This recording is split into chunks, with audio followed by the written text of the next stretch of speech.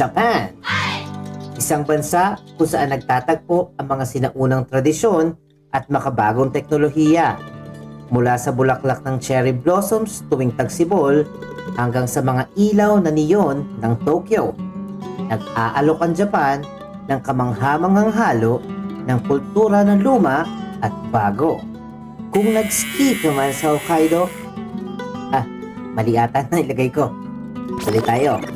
Kung nag-ski ka man sa Hokkaido, bumisita sa mga templo ng Kyoto, o pumunta sa Disneyland, talagang natatangi at unique ang Japan. Fun facts. Ang Japan ay binubuo ng mahigit 6,800 na mga isla. Dami no? Nakakabaliw, di ba? Pero ang mga pangunahing pulo ng Honshu, Hokkaido, Kyushu, at Shikoku ang kadalasang pinupuntahan ng mga turista. Alam kong hindi mo ito alam. Nope. Pero ang Japan ay may Naki Sumo Crying Baby Festival. Ito ay isang taunang pagdiriwang sa Japan kung saan ang mga sanggol ay hawak sa mga bisig ng mga manlalaro ng sumo sa isang bukas na ring.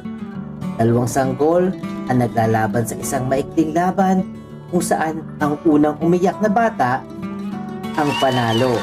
Ayon sa alamat, ang umiyak na sanggol ay may kapangyarihang magpalayas ng masasamang espiritu, habang ang malakas at maingay na pag-iyak ay nagpapahiwatig na ang bata ay lalaki na malakas at malusog. Top activities. Akyatin ang Mount Fuji. Isa ito sa pinakamaimpluwensya at pinakasikat na bundok sa buong mundo. Bisitahin ang Fushimi Inari Shrine. Maglakad sa libu-libong sikat na pulang torii gates.